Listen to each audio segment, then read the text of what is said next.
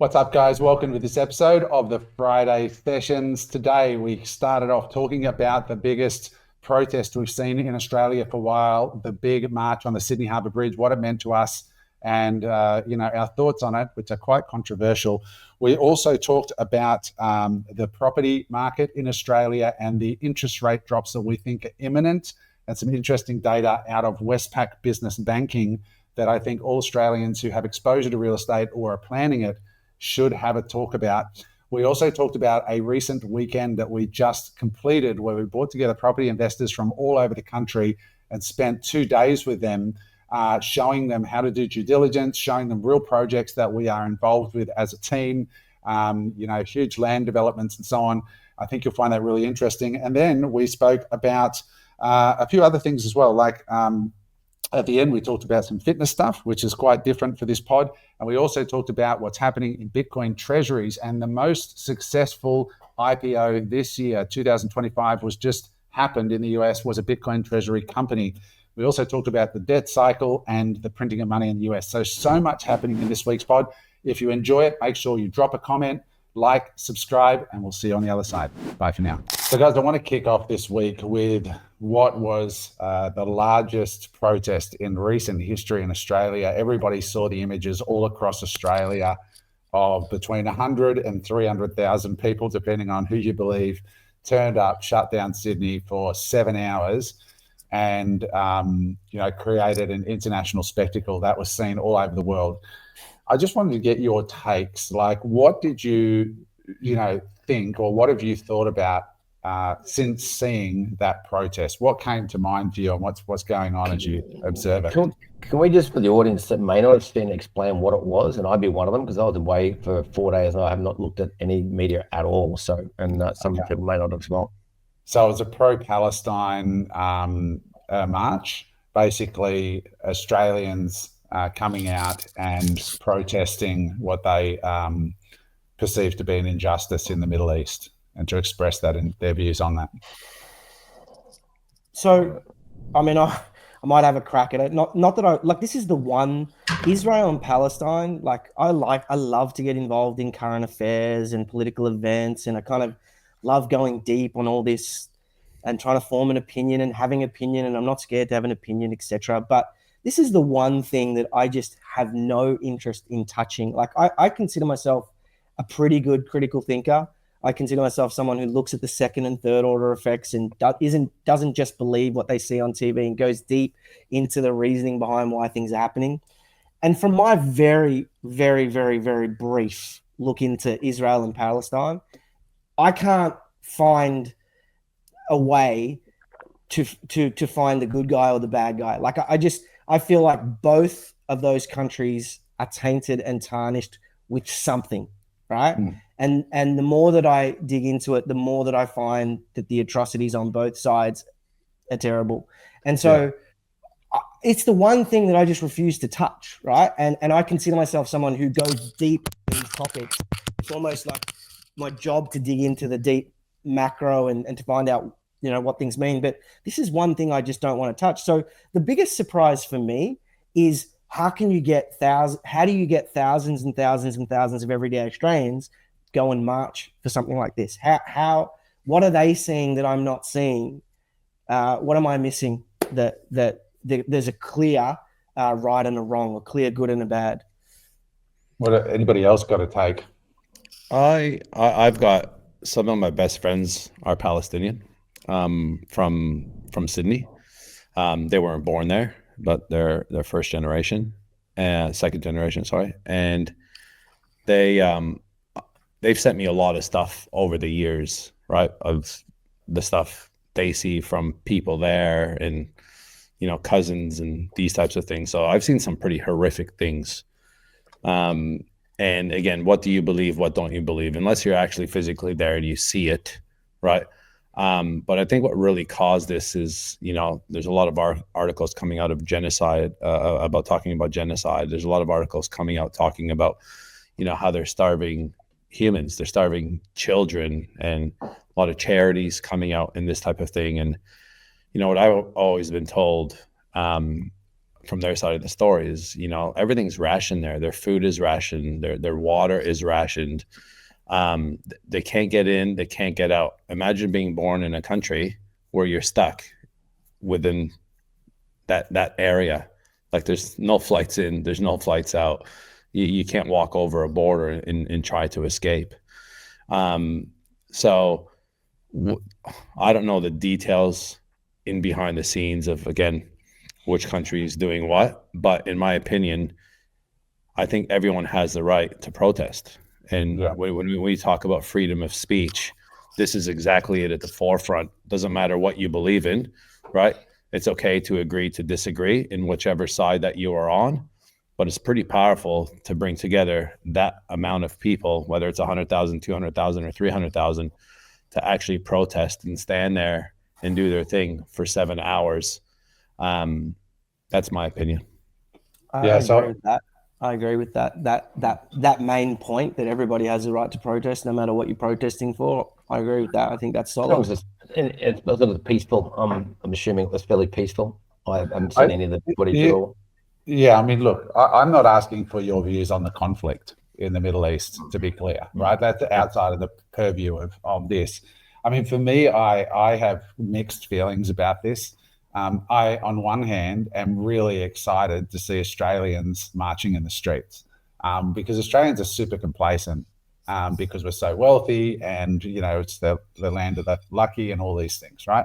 So on one hand, I'm excited about that. What I'm not excited about is what they were marching about in the context of all the other things. That's there's my every time you touch it, yeah. In the context of what's going on in our country at the moment, seeing people come out for that does have raised some concerns for me because I see our iconic harbour bridge full of flags from another country. I see Palestinian flags covering our bridge. I see among those Palestinian flags flags that should not be waved in a country, and I see our Australian flag getting burned and seriously, and people painting on the street, you know, death to Australia kind of messaging, you know. So that I see as extremely problematic, and I do ask the question of all the issues in Australia, why is it that this particular issue that's happening on the other side of the world is the one that got 100,000 people? Who is organising that, right? That's what I have concerns about. But I am happy, and hopefully fellow Australians are saying, hey, you know, we can organise and we can protest about things that matter in this country. And I think Australia has bigger problems on its shores than what's happening in a foreign country. And I find it fascinating how people are so wound up but so ignorant of rights that are being taken away and the culture that's being lost in Australia, but nobody's marching. Our free speech rights are seriously under threat, but you don't see 100,000 people marching to protect free speech in this country, right? That's pretty wild. No, keep going. I was just saying, you know, this week they've announced that, you know, December 17, they're bringing in these child protection e-safety laws, you know, under the guise of protecting our children. Now, of course, everybody wants to protect children, but how are they going to identify if somebody is, you know, over 15 or over 16? It's going to be facial recognition, which means that every Australian is going to have to, and it was in Parliament this week, I put a clip on Instagram that every Australian is going to have to be face scanned before they can use social media. Now, it doesn't take a genius to start thinking about where that goes to, right? Like what you click on, what you engage in. If you look to the UK, there's a taxi driver in prison for 7 years right now for comments that he put on social media that weren't that bad, but he's serving a 7-year prison sentence. So to me, I think, you know, and while Australians are waving, you know, Palestinian flags and a minority are burning Australian flags, we're having our rights taken away and nobody's doing jack shit. So I have very mixed feelings about it. That's a good question, Adam. Like, who do you think organised it, right? Because we seem to hear every other day there's an article in the news saying that house prices are unaffordable and no one can afford to buy a house. But I've never seen 100,000 people march against house prices or cost of living, or like who is Correct. organizing?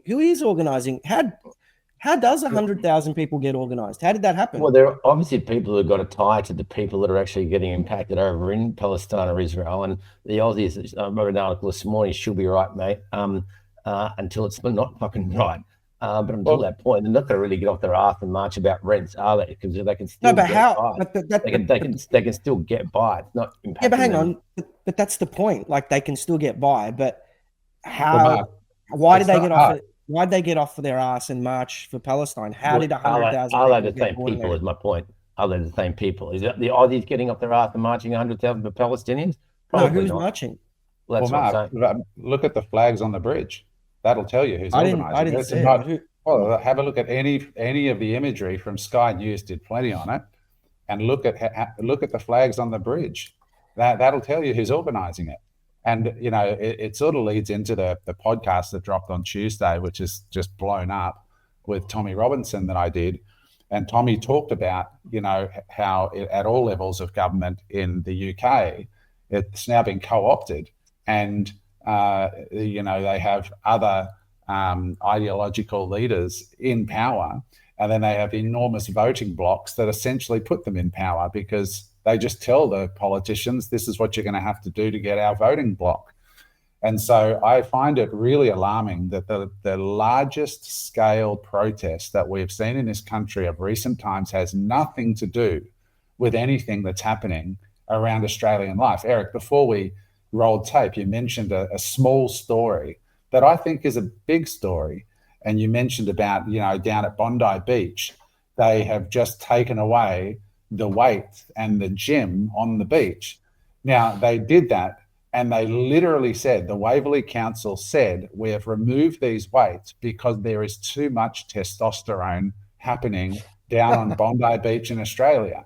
And we can laugh about it, but when you take away the tools that make young men fit and strong and healthy and saying, we don't want testosterone, you are taking away a part of Australian life that, in my opinion, is important. And I think it's not just men would agree with this. I think plenty of women are tired of not having Australian men that are men. Like, don't go down to the beach and get fit. You know, take that away. God, we can't have that. The men that can stand up and actually fight. There's going to come a time in this country where we're going to need Australian men to stand up to tyranny as it arrives on our shores. I lived about 50 to 80 meters away from there's a jungle gym, all concreted in. And man, look, yeah, sure, it's probably weighted 60-40. Remember, women worked out there just as much as men did. When I was there for 10 years. And it was like, come on, it was half the appeal of going to Bondi. It's like going to down at Santa Monica or whatever it is, the pier in America, where the guys are at the jungle gym there having a fat old time. It's a part of the culture. But like the number of 40-year-old virgins, and I know the movie was a comedy, but it's no joke. The number of 40-year-old virgins that we have in this country is like sky high.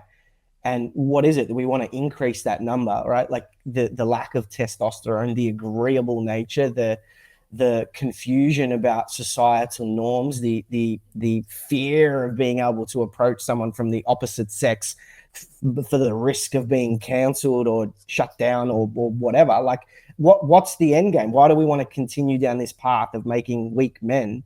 You know, don't want to get back to conspiracy theories, but is it back to depopulation? Like, what are we doing? We're not just going to have weak men. We're going to have no men, because there's nobody going to actually hit on women and have sex anymore. And women, in my opinion, Australian women are sick of it as well. I was in Bali. I remember 3 or 4 years ago, I was in Bali and I was talking to these girls in Ubud, and they were all getting ready to go somewhere. I said, where are you girls up to? And they said, oh, well, we're going down to Canggu. And these are like hippie-looking yoga chicks. And I said, what are you doing down in Canggu? They're like, well, we're just going to find some Aussie surfies to fuck us because all the men up here have got man buns and are completely useless. So I was just like, wow. And so that was their weekend trip. And they said, we'll come back here, but the men up here are all man bun wearing softies. We want some actual men in our lives. So, I mean, I just wanted to raise this because I think as Australians, you know, it's great that we're seeing protests, but let's I think we need, and maybe you guys can drop in the comments below if you're watching this on YouTube, are we protesting about the right things in the climate that we're living in now, where our free speech is being taken away? Last week we spoke about the doctor that had his medical license revoked for putting 40 memes up that were basically Christian values in this country. Why aren't we marching on the streets saying, what the fuck, right? Don't disband our doctors. This guy's, studied. He's serving society as a doctor. Let him put up what he wants to put up. They're words. And instead, we've got our Sydney Harbour Bridge full of Palestine flags organised by people with that agenda. And that's scary to me. Organised by, it says here, well, this is according to ChatGPT, so take it with a grain of salt, but organised by Amnesty International, New South Wales Greens, PAG, Palestine Action Group, and Labor MPs, union leaders, and high-profile community voices. Yeah, Mark, if you watch Tommy Robinson's documentary Silenced, he goes into a lot more detail about the entities that actually are behind these drives. And it's and they can in many cases be used as recruiting people and bringing them over to an extreme point of view, because you're right there on the edge and so on. So it's worth looking into and looking at the documentary from Tommy if you have an interest in it. Yeah. All I know is that back to the Bondi thing. I think if they're removing the chin-up bars and the rest of that, I think they should remove the benches that all the fat people sit on and eat their KFC on, because that promotes fat people. You know what I mean? Like that's okay. That's okay now, right? Now, I'm not saying that everyone sits on the bench. Don't body shame, Eric. But this is the issue, man. Like this don't is body shame. Right, like because you got the two on the left-hand side of the screen here, both just jamming as much roids. Look at these guys, they're jacked.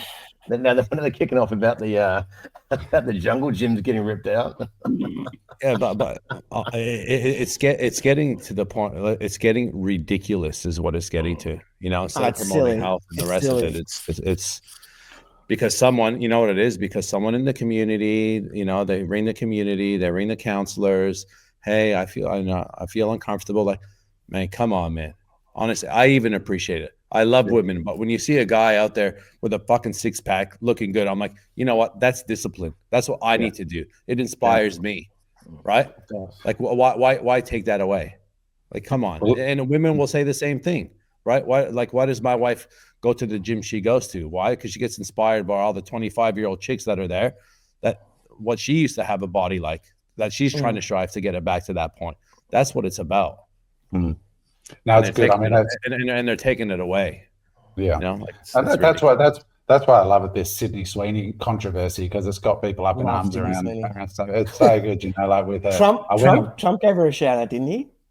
Yeah, and I went and watched the ad after last week when you raised it, because I hadn't been across that story. If you haven't watched it, Sydney Sweeney is an actress in America. She's objectively beautiful. And she did an ad for this jeans company, and it said Sydney Sweeney has good jeans, and she's wearing head to toe denim. And of course, she's a white girl and she's beautiful, so everybody's up in arms saying, "Oh, you're saying that white people are supreme and it's a white supremacist ad and everything else." So yeah, it's very interesting. Did you guys? You know that earlier in the year, I don't know if you can see this, but it doesn't look like it. Oh, but anyway, that's Beyonce. Yeah, that's Beyonce on the top. She did a denim ad a couple of months back, 36 months ago, but no one said shit about Beyonce. No. All right, let's move on. So let's move on to something else happening in the country, which is July house prices and interest rates. This is over to you boys that are in the real estate game. Mark, what's the data there on the house prices and what's going on? Because I think we're leading into an interesting 6 to 12 months. But where are we at today? And Eric, you might want to chime in on the interest rates. Yeah, let me share screen because I want to just pull up if I can work out how to do it here. Are you pulling up the inflation report or? No, I'm going to pull up the property prices. Can you? I think let's try this. We haven't done this before. Can you see it? Yeah, look at this. You see it? Just be careful what tabs you have open. Yeah. ChatGPT thoughts. I better fucking close that one. I'll be dead. So I get these daily updates from Westpac because I'm a business client of Westpac, and basically in the July the Totality home value index. So, there's a number of different home value indexes, and I don't know exactly how they measure it, but the Australian dwelling prices. So we had the big peak up in July 21, then we had the big crash, then we had the recovery into 23, and then we kind of, we've been trending down. But you can see here, it looks like we're putting in a bottom. We're up 0.6% this month and 3% year on year. And so the momentum is starting to pick up with relation to house prices. And then you recently just had the inflation report out, and inflation is back down to the 2 to the 3% band. And with that, all these policy people at the banks and whatnot, and these economists are saying that they're expected to cut in August, and then again to cut in the new year. So it looks like we're going to get a few rate cuts. Inflation's back down to a benign level. And it looks like we're going to get a few rate cuts just as the property prices are starting to pick up. So I see a period over the next 6, maybe 9 months. Don't know how long it'll last. Maybe even 12, because property lags the stock market. But you've got stock market at all-time highs in Australia and in America. You've got the Fed in the US, so I think it's about to start dropping interest rates because they're getting bad jobs data. You've got the Australian RBA that's about to drop rates. So I think you're probably going to start to see a blow-off in stock market, and property prices, as we know, generally follow that. And so I think you're going to get a solid 12 months for property in this country. Okay, Mark, what do you think? You're obviously very happy about this. Yeah, so everyone was upset. Well, anyone that had a mortgage was upset last month when they didn't decrease interest rates. But what they were waiting for is a CPI report that came out at the end of July, right? So they didn't want to bring it down prematurely. Now it's coming, and obviously inflation has come back down to a rate where they want to see it, which means 2.6, I think. Right, so which means between the band. Yeah, people are spending less, basically, which means people are spending less money. So what are they going to do? Drop interest rates so that way people can have more disposable to go and spend more money. And what does that happen to housing prices? I mean, I don't know many other times where interest rates come down consecutively and it doesn't have a positive effect on property. But I've only been in this country for 18 years, so I don't know too much before that. But anytime that it's happened, there's been a natural increase in property prices. Put in that we don't have enough labor to build houses, we don't have enough land to build the houses. We've got a demand issue, we've got a supply issue. In another article I read, they're saying by 2050 we'll have an extra, what was it? It'll be 38 million people living in Australia. At the moment, I'm not even sure what it is, maybe 26, 27 million people. Call it an extra 10 million people. Like, where are they going to live? What are they going to do? And what's going to happen is the haves are going to have, the have-nots are going to have to move out. And that's exactly what's happening already. Anyone that was renting 5 years ago on an average income that they could afford in places on the Gulf Coast, like, Palm Beach and Burleigh and Mermaid and these types of areas, are most likely not living there anymore because they've been having to get pushed out. So in my opinion, they've waited, the RBA have waited for this report to come out so they don't prematurely decrease interest rates. I am very confident myself that they will increase interest rates next week. I think it's the 11th. Decrease, which I think will bring it, if they bring it down by 0.25, I think they'll bring it down to 3.6 from memory. Which I think psychologically, all of a sudden you're going to start getting interest rates in the mid to low 5s, which really changes things, I think, from a psychological standpoint for people. Yeah, well, if you guys got to listen. Like, if anyone out there is interested in property, interest rates, banks, the way things work, Adam and I watched it, but there was an interview with Tucker Carlson and Richard Werner, and he's an economist and professor who did a lot of work in Japan back when Japan had their property boom. And he basically went deep into understanding what causes land prices to appreciate, what's the link between credit, so bank credit, and property prices. And he basically came to the conclusion that the number one factor, there's many factors, but the number one factor that controls the price of land and property is bank credit. And basically what Eric is saying is that the lower the interest rates go, the more people that are going to qualify for lending and the more credit that is going to be created by banks. That is going to create more demand for property. And I think we're going to see property prices increase. Now, I still think that medium to longer term interest rates are trending higher, right? Now, there's going to be volatility, so you're going to be having periods of interest rates coming down. But a little bit of practical advice, and I know that the boys just had the property weekend this week and took a whole bunch of coaching students out on tours to look at different properties where students and coaches are adding value to property. I think the practical advice here for all Australians watching is, if you don't have property and property is the thing that you want to get into and you've been saving for, you want to be trying to buy a property in a premium location. If you do have property and have bought property in maybe a not so premium location, main road exposure, or something that hasn't performed so well, you're going to want to use this momentum over the next 6 to 12 months to exit that property, I think, and try and replace it with a property in a premium location. Because if I'm right, medium to long term, about interest rates being higher, like 3-4 years down the track, then you're going to have a two-tier property market where the good properties, where the boys are all creating value, developments in new areas, etc., are going to be going up. Beachside, popular cities where there's immigration coming in are going to be going up, and you're going to have those substandard properties that are probably going to be at the mercy of those higher interest rates. So this is a good opportunity to kind of just assess that portfolio and make sure you've got premium blue chip properties in the portfolio. I think the key word you just hit there was properties that you can add value to.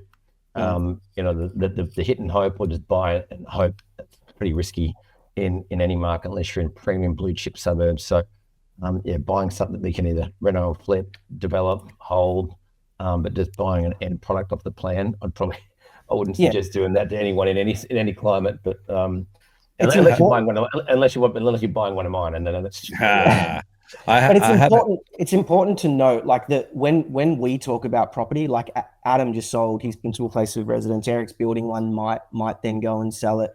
Like, when we talk on property on this show, we're always talking about property with the purview of making money from it, right? As a business deal, not as a lifestyle choice. So that's the big thing with, I had a coaching client over the weekend. As Mark said, we had our Unemployable property coaching weekend this weekend, where we take everybody on a big coach bus all day on the Friday. Went to 7-8 different development sites, land sites, built form sites, clients, properties, some of our properties. Unbelievable day. Next day was in room, all the consultants. And a great day of learning. We've had such amazing feedback. Like, the messages that we've been getting were, unbelievable. And I had one question. I had a client ask a question. He's like, "What do you think about buying off the plan?" And I said, the thing is, over the last 3-4 years, anyone that bought off the plan made a shit ton of money, right? Because they're riding this uplift of COVID. And in my opinion, I don't think we're going to get that kind of increase again, like we did there, right? Well, it's the law of numbers, right? Like, if property prices doubled on the GC from 21 to 24, what are the odds or the probabilities that it's going to double again, right? But one thing I said to them is, yes, you can. That is a strategy, and I know people that do it, and I know people that have made money doing it, and I've done it in the past, and I've made money doing it. But what you got to think about is, you're not in control, right? So you're putting a smaller 10% deposit down and then waiting, but you're not in control. And I said to them, what if you manufacture equity? You're then in control. And that's what we're teaching people, right? Is going, how do you buy this block of land, right? Turn it from 1 block of land to 5 blocks of land, and you're manufacturing equity. And there's a thing called, what people don't understand, is soft equity. What soft equity means is, you buy a block of land, as an example, for $1 million. You get a long settlement, right? So call it a 12-month settlement. But in that, you put an option on it and get a 12-month settlement. In that time, you can manufacture the equity and turn it from 1 into 5. get it revalued, and all of a sudden it can revalue for 1.4, call it, right? So that 400 grand in equity, you actually haven't put that 400 grand. You've earned it with minimal money into the deal to begin with, right? And that is soft equity. So when you go and get it revalued, right, all of a sudden you don't have to tip in as much money to go and do what you need to do with it. And that's what manufacturing equity is all about. Shannon and Carson, every single deal they do, they're doing deals, okay, that they're making $4 or $5 million on, that they've got 250 grand of their own money in. This is the shit that excites me. And then I look at it and I'm doing built form stuff, earning good money, but not like that. I'm having to front a lot more money up front to get that return. So from a return on investment perspective, I look at that and I go, that's going to be, you can't, it's very hard. Beat land. You can't beat land. It's very hard to beat that, other than, again, Eric, I look at the Bitcoin side and I'm like, Yeah. But Mark, separate. You've got to stop scratching, brother. It goes right. Sorry, yeah.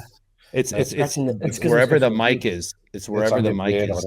It's wherever the mic is. There's a caveat on that too, as well. It's like getting, using an option and putting a DA on it. We've done that in the past. That's cool. As long as you've got an exit strategy as well. Nothing fucking worse than getting caught with 20 blocks of land with no income at all that you get caught with. So I just want to give you a balanced view on this as well.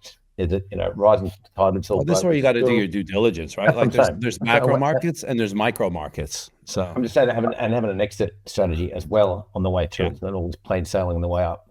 I want to just double click on that weekend, Eric, because you said there you had consultants in the room. So just to be clear for the listeners, we have a division of our business called Unemployable Property, and this is not a pitch. I'm just telling you what's going on, because as Eric pointed out, I watched the video of this weekend that was been shot. I'm here in Cyprus and I'm looking at you guys all on the bus, and you jumped out and looked at one of Shannon Carson's developments with earth moving gear. And how many lots was that one, Eric? That parcel of land was 28 hectares.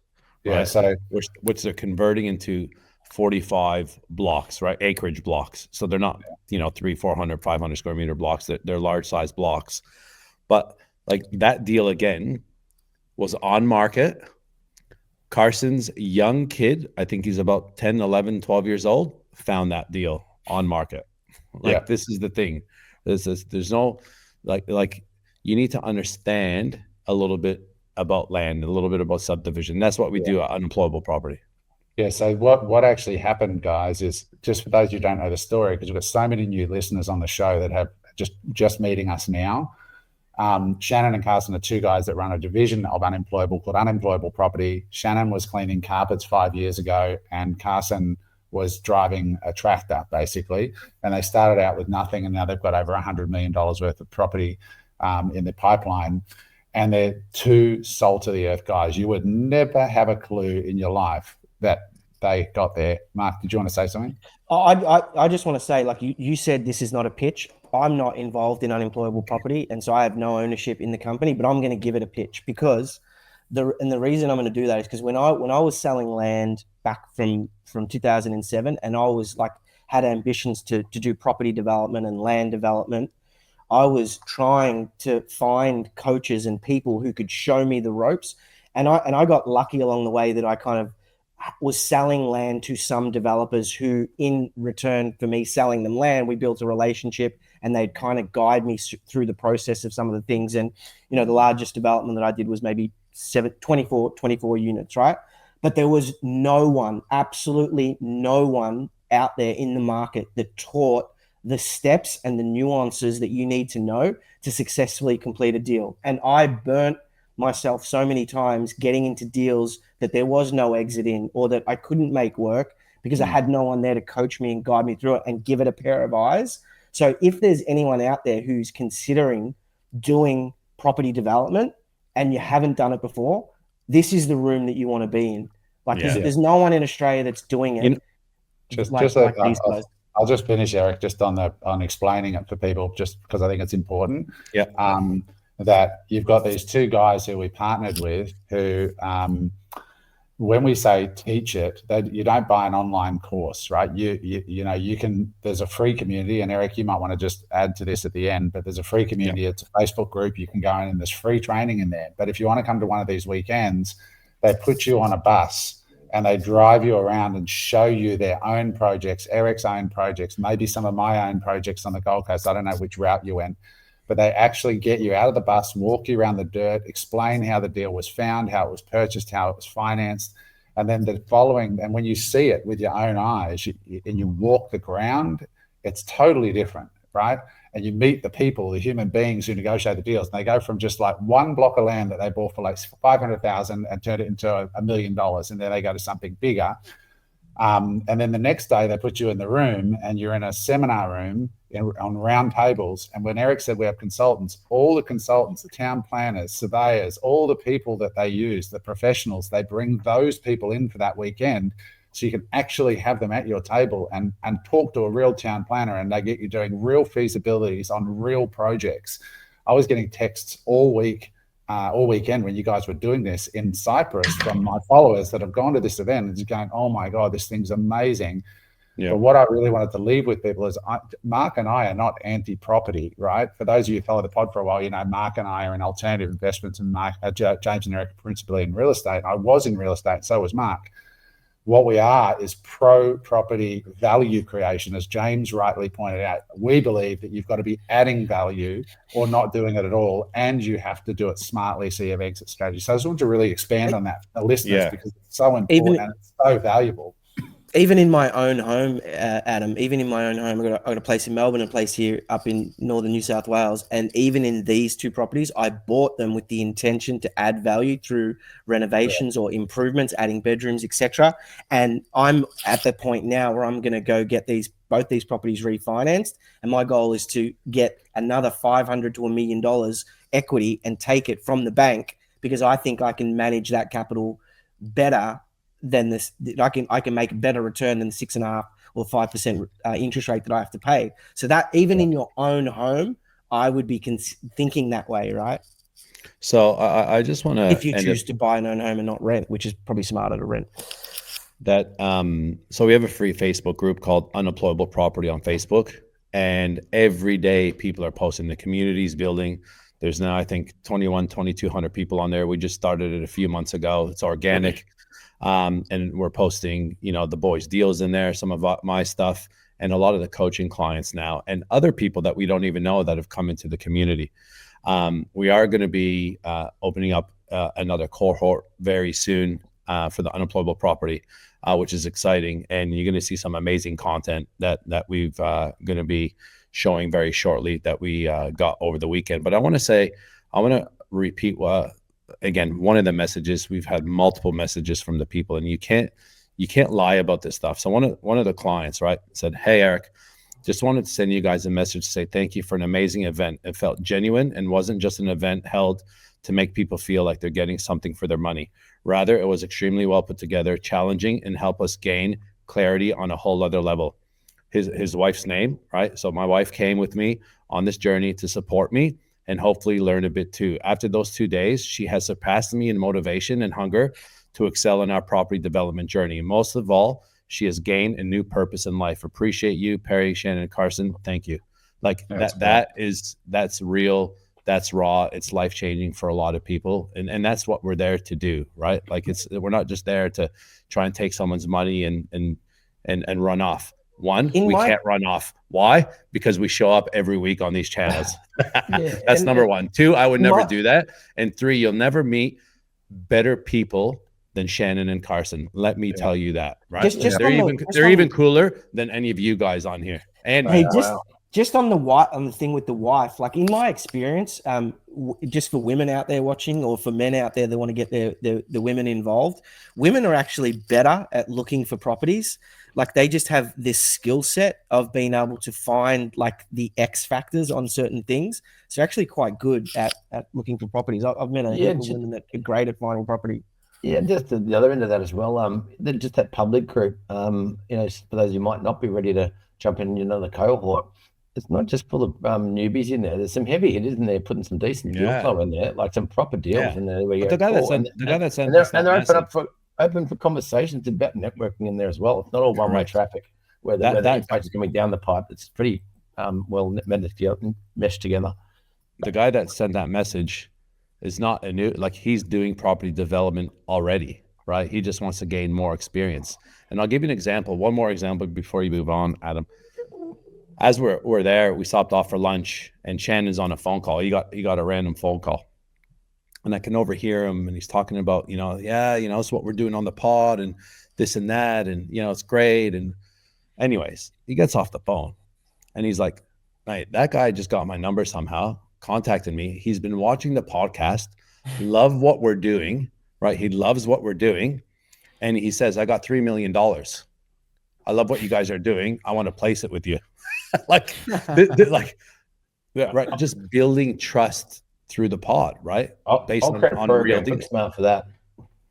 You what? Sorry, James. I'll create a program for that. No problem at all. Well, Eric, Nigel Satterley, my old boss, right? Like he had a similar journey, right? Doing deals, buying sites, then bought one site for 10 mil, and then he flipped it for 100 mil during the mining boom, etc. But now Satterley Property Group, effectively, they go out there and they find sites, and Nigel puts in the first 5 million, and then he gets like $1 million, 2 million, 3 million, 5 million from a bunch of different investors, and then they go and buy these developments. The investors get a return at the end of the development, and the investors then pay Satterley Property Group like a 6% clip or whatever it is for every end sale. So the value that they're providing is obviously the development and the end sale.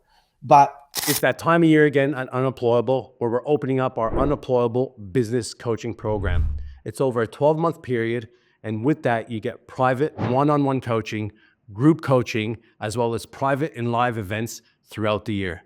You could get private coaching with me, and not only me, but our panel of experts that we have put together. These panel of experts have been in our network and are the exact people that we use in our business successes. People from branding, sales, marketing, our lawyers, our accountants, everyone that has helped build our businesses, you have access to. If this sounds of interest, go to www.unemployable.com.au/coaching and register your interest to see if it's a fit for you and us. Hope to see you there. He's one of Australia's richest guys.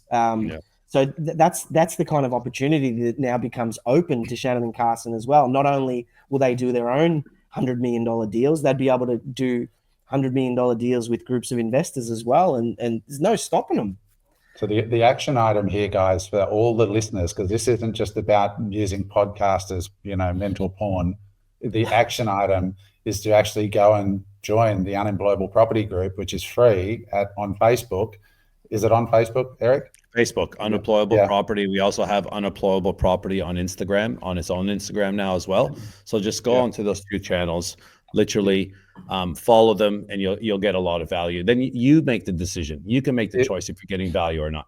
If property is what draws you, then take that action item. Guys, I want to just change the gears here. I want to just, Mark, you might want to comment on this one a little bit as well, but I think there's a really unique moment right now that we find ourselves in global economies. And I've been following it really closely, this sort of story at the moment. If you've been watching Trump putting all this pressure on Jerome Powell, and some of you might be saying, oh, it's just, American politics. How does that affect me? Well, if you want to make money, that really is something you need to pay attention to. And why is that? It's because Jerome Powell is the head of the US Fed, and basically maybe the most important person in global finance, right? He, in my opinion.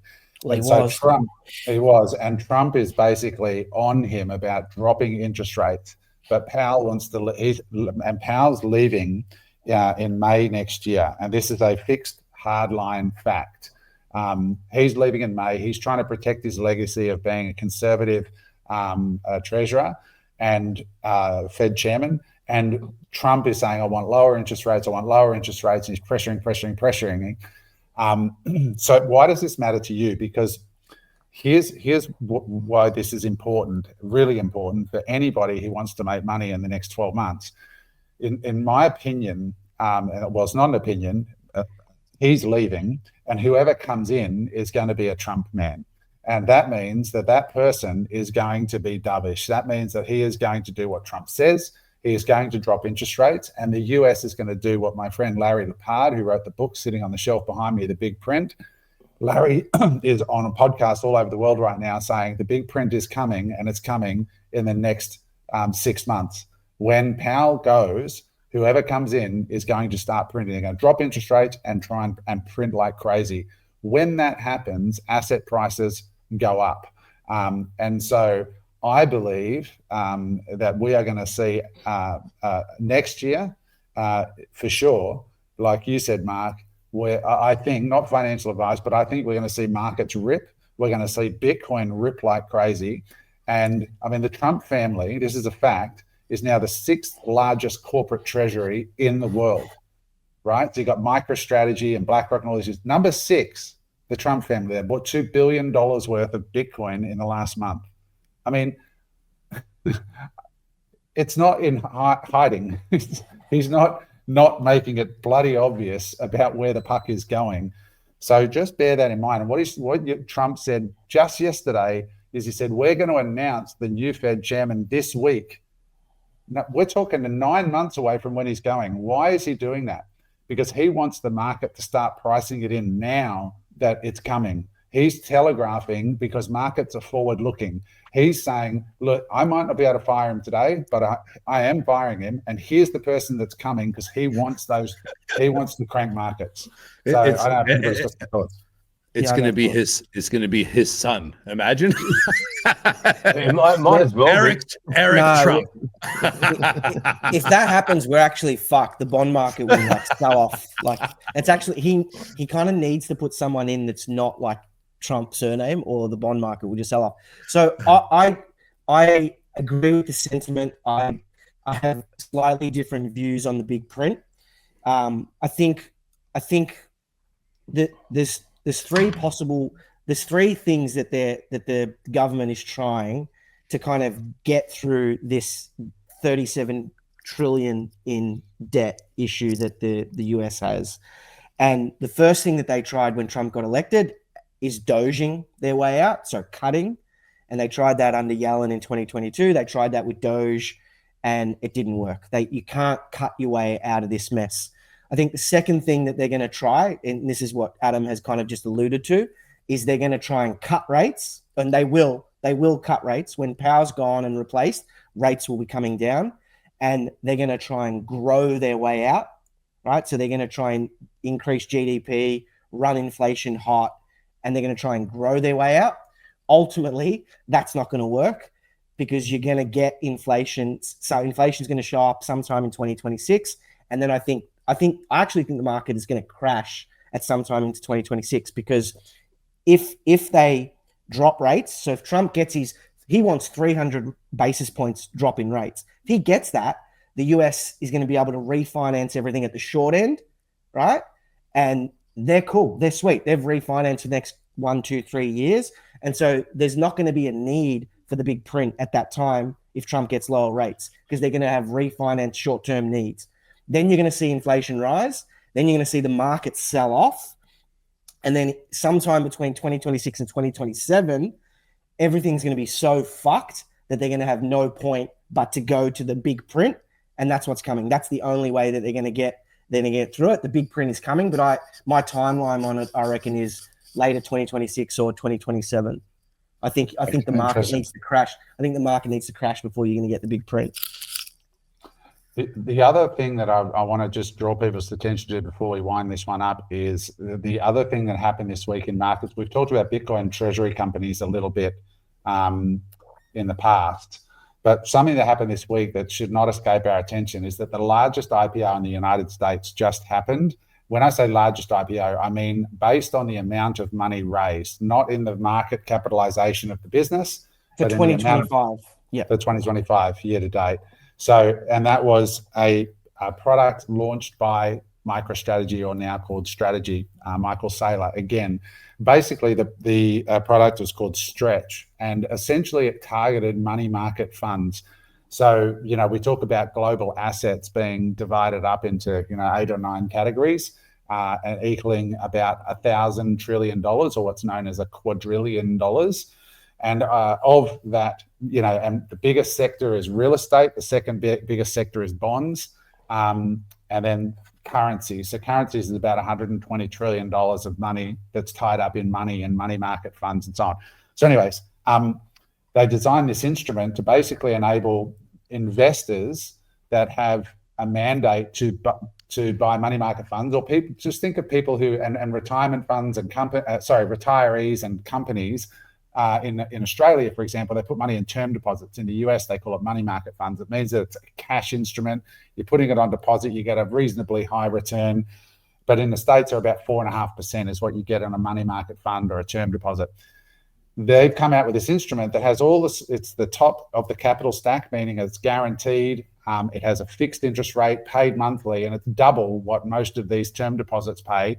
And MicroStrategy is able to issue it because they've got this enormous base layer of equity with the largest Bitcoin holding treasury in the world. They own 3% of the Bitcoin supply in the world. And they offered $500 million they were looking to raise, and they were oversubscribed by 500%, $2.5 billion, which just shows the appetite for money. What MicroStrategy is doing incredibly well is targeting huge pockets of money. I can't remember the number, it's trillions of dollars locked in money market funds that is looking for better performance, and they create instruments for those pools of capital to be able to buy their instruments, and then they use the cash and buy Bitcoin. And another interesting thing that came out of that earnings report, the earnings meeting, Mark, I know you watched the strategy earnings meeting, is a lot of people who are ignorant about them say, oh, they've got all these instruments, all debt and leverage. Saylor said that they could easily accommodate an 80% drawdown in price and every obligation to be comfortably met. It's not unless we got down to a 90% drop in Bitcoin price for a sustained period of time that we may have to pause redemptions for a short period of time. So just very interesting what's happening at the moment in that space, and the movement of these capital into these instruments, and the numbers tell the story. So it's a very exciting time if you've got any exposure in that space. Yeah. So I think 30 trillion is the amount of money in money market funds. I think that was the TAM that he had for STRC. Yeah. If anyone, a cheeky little plug here, if anyone wants to have a bit of if anyone wants to understand this a little bit more, I did at my last podcast on money markets and mayhem, I did a 45-minute deep dive, but it was like for beginners 101, explaining STRK, STRC, STRF, STRD, so all the preferreds that Saylor has introduced in order to raise capital. It's incredible, Adam. There's still so many disbelievers that continue to call it a Ponzi. And, it is Ponzi-like, right? But so is the financial system, right? And when you have a big Bitcoin drawdown of 80% or 70%, ultimately these equities and whatnot, they're going to get hit, right? Like they're going to have but if you really pay attention and take the time to understand what Saylor's doing, it's incredibly innovative, and it's almost genius level. Like to think that these instruments have been in financial markets for years and years and years, and no one has kind of thought to create in equity format that can be traded. It's incredible. And I agree with you. I think there's going to be massive demand for this STRC.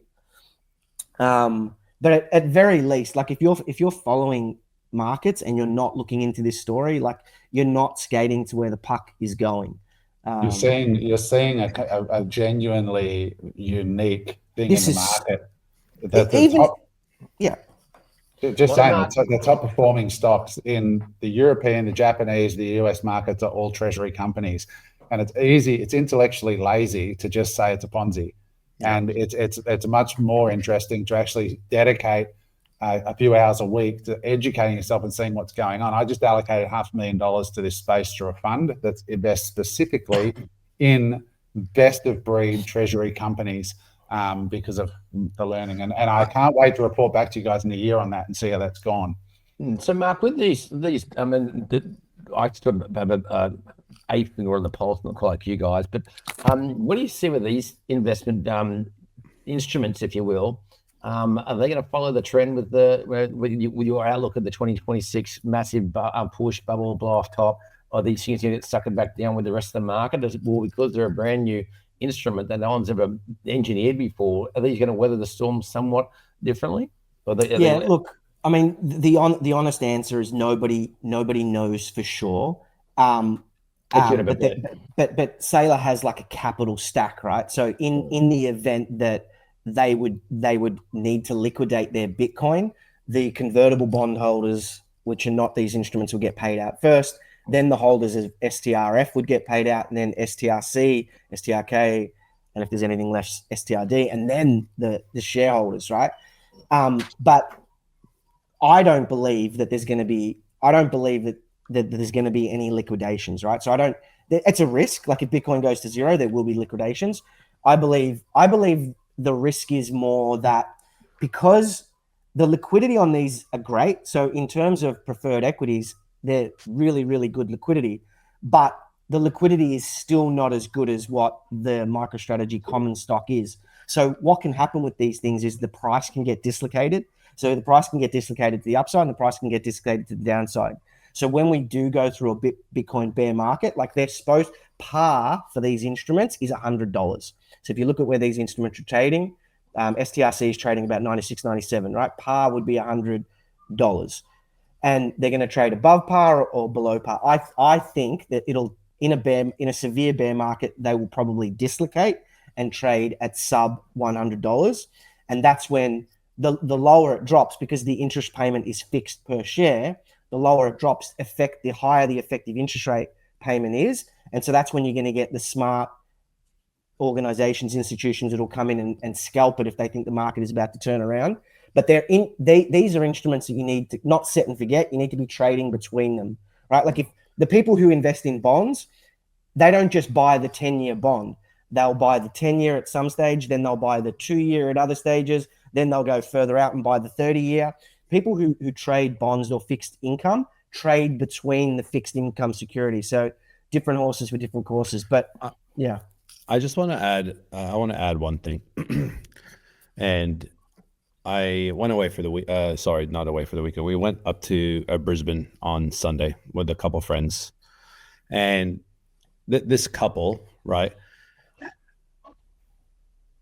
didn't really talk about investing in different things, right? They've got they're both in one's a tradie, one's in a corporate role, and they start listening to the podcast. They start listening to me a little bit. Hey, what are you doing? You know. And they're people that take action, and they're going to know who I'm talking about, but I'm not going to mention them. They moved from Melbourne. They moved to the Gold Coast. They took action. They sold their property, bought another property, movers and shakers. Anyways, long story short, I started going, what are you doing with your self-managed super fund? What are you doing with your self-managed super fund, right? Because being tradie for many, many years, obviously that builds up. And anyways, he starts listening to the pod. He starts listening to the sat signal, on Unemployable. One thing leads to another. Anyways, a couple months later, there they are, putting it, taking their money and setting up their own SMSF. Sorry, their superannuation, setting up their own SMSF, and now they're going to be investing in predominantly Bitcoin. Right? That's the decision that they're making. They've sat down with Zane, who was on the pod with Adam not long ago.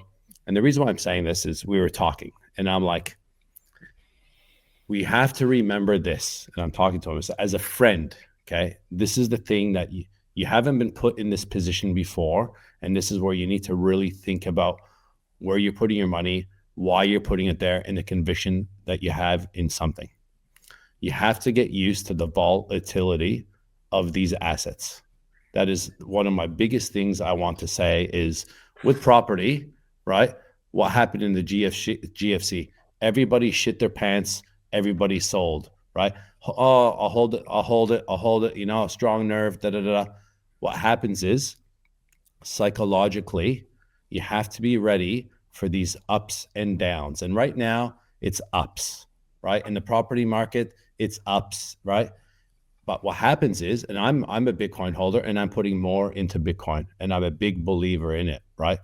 But you have to be used to all of a sudden it drops one day by 10%. All of a sudden it goes up by 15. All of a sudden, like there's peaks and troughs that people, in my opinion, aren't used to. And what you have to do is have that much conviction around it, right? That you need to believe in it, because it's you either need to decide, are you a trader like Mark, right? Or are you a buy and hold? And in my opinion, I'm a buy and hold. I'm not a trader because I don't have enough time to understand it because I'm doing other things, right? But like I bought Bitcoin the day I bought it. For 3 years, it went down. Same with Adam. He held for a long time, right? But majority of people would have sold. So you have to really, really, now we were kind of going through this. I'm like, what happens if it drops by 25%? And he's like, I'll just hold, man. I'll just hold. And I'm like, I know him. And I'm like, you will shit your pants. Okay. Number one. Number two is you'll ring me or you'll ring people around the community and go, what are you doing? What are we doing? What are we doing? Right. Because I did the same thing when I bought and it went down. And I talked to people, and good thing I had people like Adam around me and stuff that had conviction at that time, because I wasn't educating myself like I am today. So one of my big things is just know that it is volatile, right? And that is okay, because that's where the money's made, in the volatility, in my opinion. What are your thoughts, Adam? Because because what we have to remember is when things go up in the news, everyone's making money. And then when things go down, right, like property prices or stock prices or Bitcoin prices or crypto in general, it's like blood on the streets talk in the news, right? So you got to be very careful what you're putting. I'd love to get you guys' opinion on that. Well, Eric, I recently, and I'm doing this shit every day, right? I'm on this every day, hours and hours and hours of research and hours of trading and everything. And I recently nearly bought the top in Metaplanet. Basically, it went to 1900 yen, then it dropped, and then basically my average price is about 1450 yen, and then today it's trading at 900 yen. And so I'm down like 40% on this trade, and it's like my third or fourth biggest position.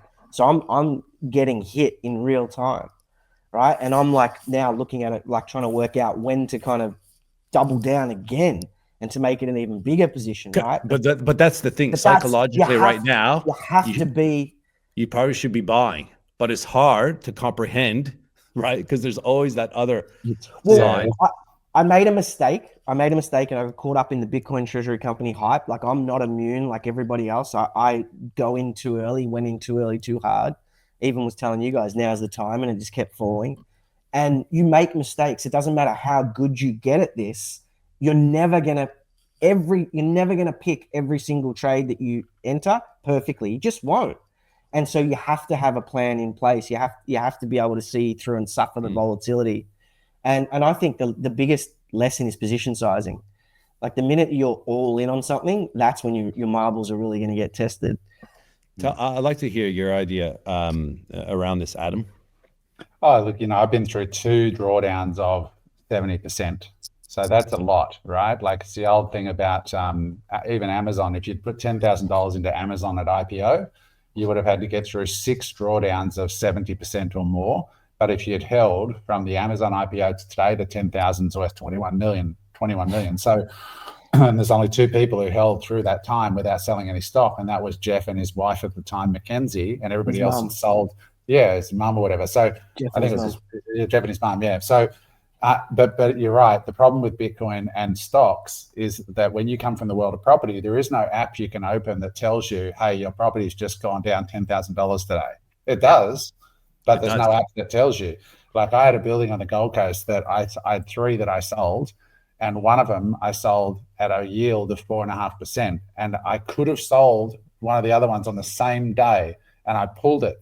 I'd been through the marketing campaign. I had buyers in the room, and I backed down. I said to the agent, Michael, you know what, mate? I want to keep it. Like, I just got this huge price. Like, 4.5% yield means high prices for this thing. And I pulled it. And then I sold that same building 18 months later at its 6% yield.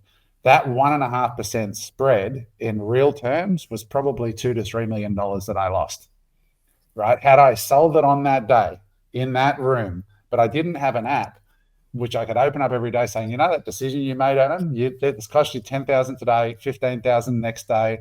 And you work it out, 18 months, probably $2 to $3 million difference in price. I don't know what the numbers are, but there's only 900 days in 3 years.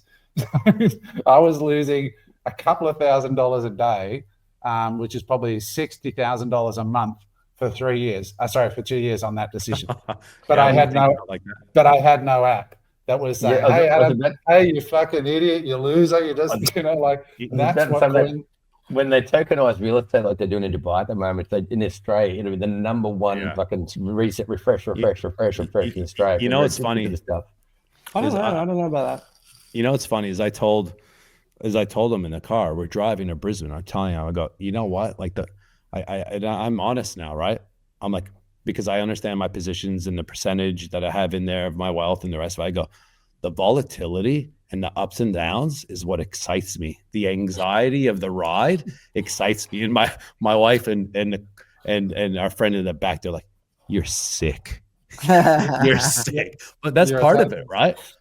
Yeah, but let me tell you, when I first bought and it just kept going down for years, and all of a sudden not many people are talking about it, and it's like, the drawdowns, like you said, it's a scary place to be at times. Like you got to have that much conviction, and you got to have a big set of kahunas to hold. Dude, I've had $1 million days in crypto, and people go, oh fuck, why aren't you jumping off the roof? I'm like, with excitement. I'm like, because I've had $1 million days the other way too, bro. So what are 2 or 3 things other than the obvious one of educate yourself? Is there any other tips you can give someone to ride these kind of waves and whatever they're investing in? It's very, very simple. If in doubt, zoom out. That's it. With all of these things, like you realize that, we've zoomed in on the price today, and then we might go back 3 months and look at it and zoom out, right? Just zoom out, and you'll see that like this steep decline that we're in is like this tiny little tick down in this overall trend that's like this. And that's the important thing I find in life. And you've just got to learn to be calm and not reactive. Warren Buffett said it best. He said the market is a popularity contest in the short term, but it's a weighing machine in the long term. And you need to have that conviction that I've made the right decision. I have a fundamentally sound base understanding of why I'm in this asset. I had an argument, and XRP Army, start loading your guns because you're going to start fighting with me right now. But a friend of mine is here at the moment in Cyprus, and he's an XRP guy. And I just said, let's talk about the valuation of XRP. Let's try and get a valuation around it. And he's like, well, it's going to take over the banking system. And, I said, well, what's Visa card worth? What's MasterCard worth? Well, it's not Visa and MasterCard. That's a commercial business. This is and we had this conversation. And I said, well, Visa and MasterCard combined are about $1.5 trillion together, something like that, the valuation. And he said, yeah, but, Swift Network does $5 trillion a day. And I'm like, okay, well, JP Morgan has their own digital token, and they transfer money between themselves and other banks. And they do $10 trillion a day. So Jamie Dimon was on CNBC last week saying, we already do $10 trillion a day with the JP Morgan token. So JP Morgan's already double the size of the Swift network with their own token. And I said, so these guys on to saying XRP is going to $10,000. And I'm like, okay, well, let's just do the math on that. Okay, we work out how many tokens there are times 10,000. That would value XRP at $600 trillion. So 60% of all the capital in the system. No, but like 60% of all the capital in the system. There's only $120 trillion of fiat cash. So they're saying that Visa, MasterCard combined is worth just over $1 trillion. JP Morgan as a bank hasn't even hit $1 trillion in valuation, yet they already do double the amount that the Swift network does. And these guys are on YouTube saying XRP is going to be 10,000 a token. I'm like, okay, well, just explain to me how. If the technology already exists and JP Morgan's already twice the size of Swift, why isn't their technology worth so much more? I can explain it. Do you guys know what XRP stands for? No idea. It's an acronym for extremely retarded person. Wow, Mark. You're gonna get the comments lit up. Money markets and mayhem. He He says it how it is. I'm not.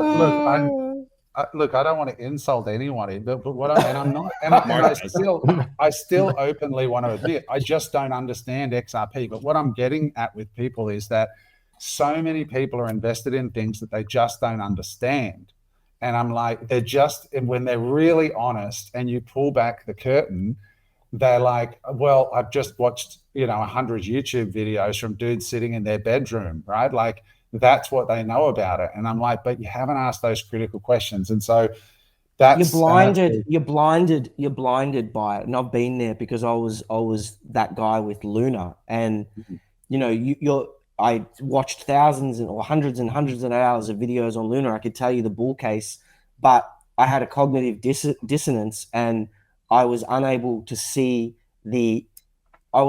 accept the very clear bear case that it could enter a debt spiral, right? And a lot of the people that are following, and I was, whatever. I wasn't joking, but I got it from someone else on Twitter, so I thought I'd repeat the joke. But but with XRP, the people who are making these outlandish claims just aren't objectively doing the math and then relating that math back to what it actually means in the real world. They're just not. They're just puppeting a story that they've heard some other backyard bedroom influencer puppet, right? And we've all been there. And sometimes you got to get wrecked to find out, and sometimes you're willing. See, this is the thing, right, Eric? You said, what is the one tip that you would give people, or two tips? This is the problem. Money is such a personal thing.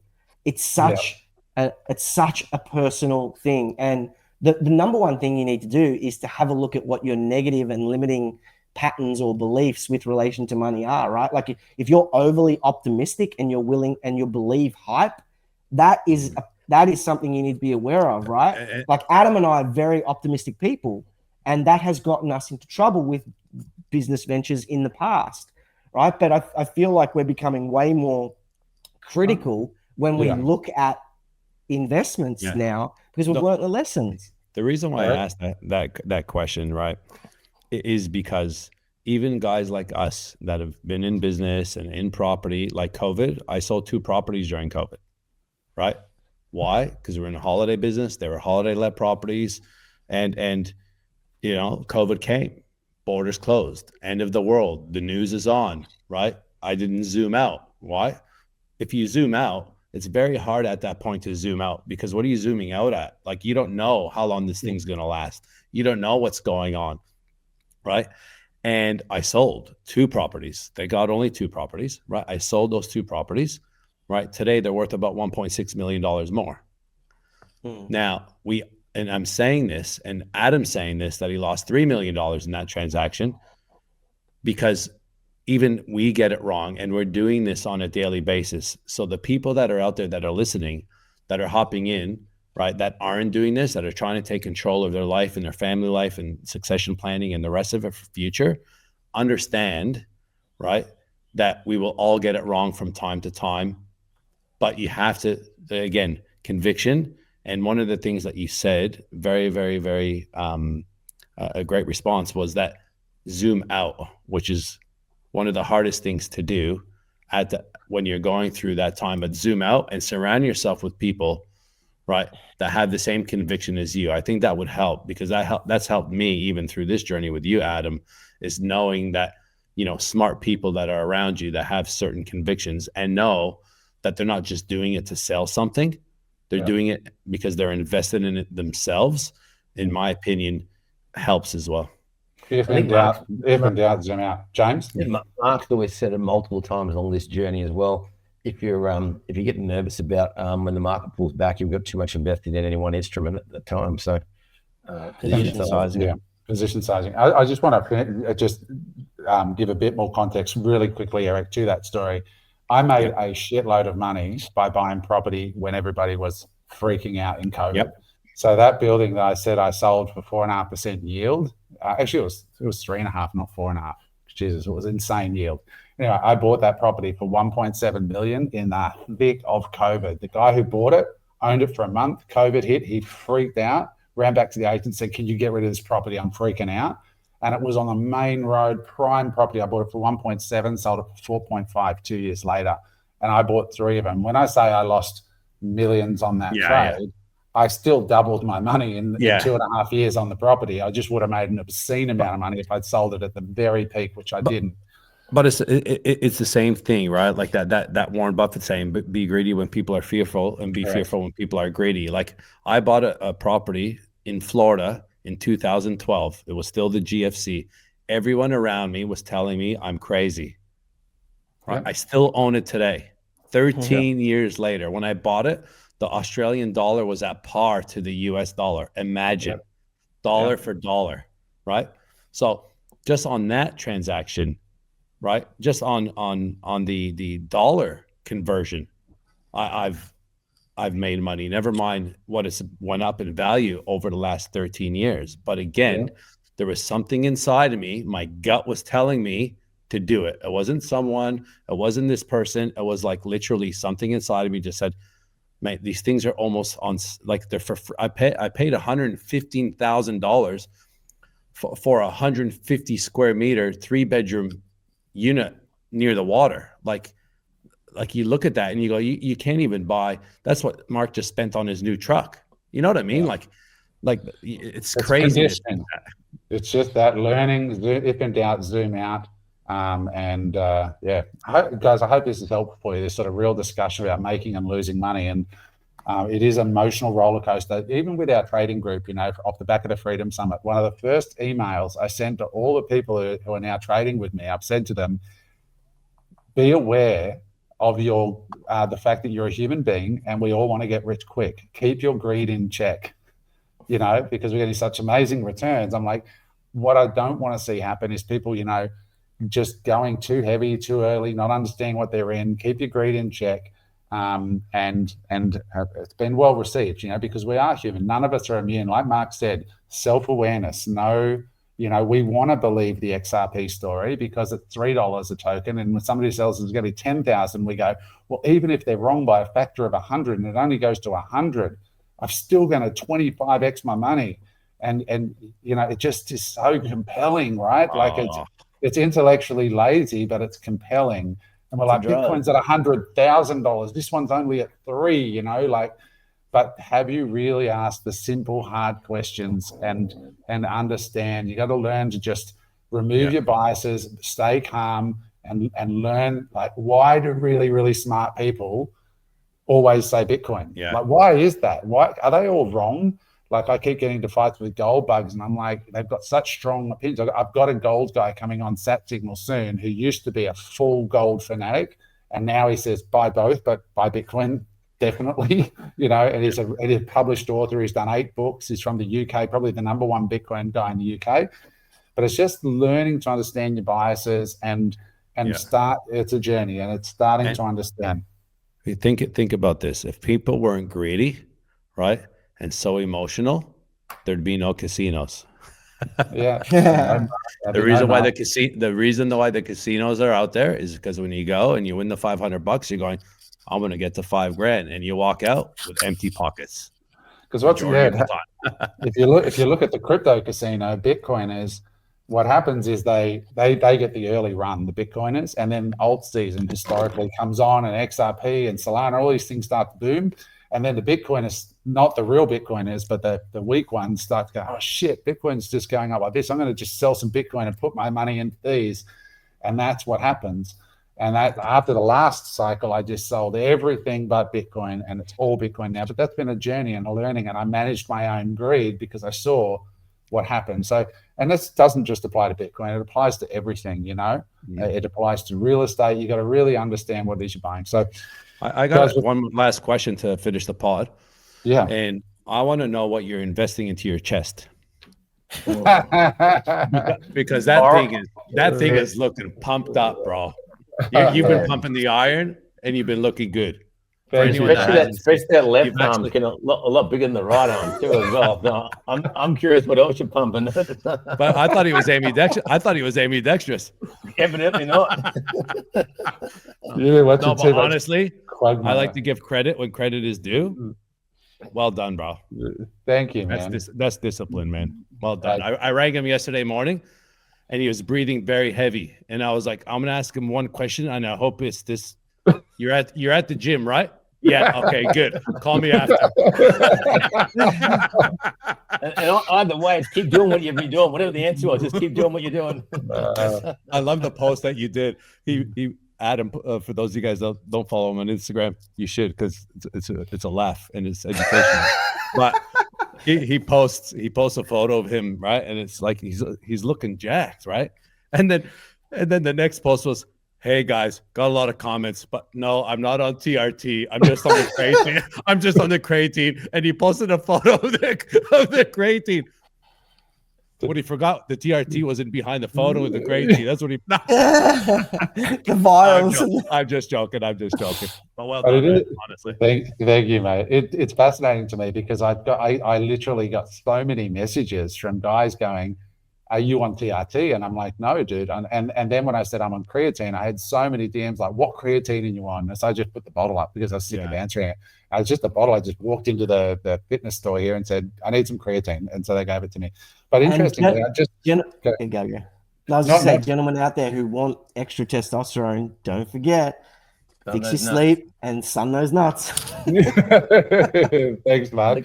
But one side effect, and not health advice, but if you guys know, I've struggled with my back badly, really badly for a long time, like for years. I've not been out of pain for maybe 3 years. I've had some degree of pain every day. And since I've taken the creatine, it's stopped. And I don't know whether it's linked or not, but I've been taking the creatine and my back issues have just disappeared. I mean, I am working at it all. Also, when you start to do weight training, you get your core gets stronger by default as well. Yeah, I mean, there's a lot of everyone should be taking creatine, but men, women, everyone. Right. If there was only 3 supplements I could take for the rest of my life, I'd take creatine, number 1, magnesium, threonate, and glycine. Just on the creatine as well. If you ever have like a bad sleep, right? So normally you take about 5 grams of creatine. If you guys ever have a bad sleep, have 20 grams of creatine. And it gets, I don't know how, but I reckon it gets through the brain barrier, and it kind of, it's amazing. Creatine is like a wonder. Google Diary of a CEO, creatine, and there was a lady on there, doctor, who just talked about the benefits of the cognitive benefits of creatine. Yeah. So, thanks for the love on that. I appreciate it. I've been a skinny bugger and for a long time, and I thought I've just got to get a bit stronger. Hey, Adam. I can see you training the beach muscles, but don't forget to train the legs. Don't be one of those guys that neglects the legs. Mate, if you saw me walk out of here today, I'm limping from legs. Honestly, I've got this vision. You are in Greece, aren't you? I've got this vision. It's not from legs. I've got this vision of Adam, shirts off, with his Bitcoin tattoo on his neck. Right, like ripped, raving at Scorpios in Mykonos. Oh man, that's my favorite place.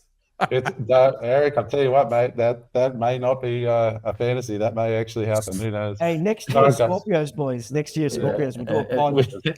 And he follows Mark's regime with some blistered nut.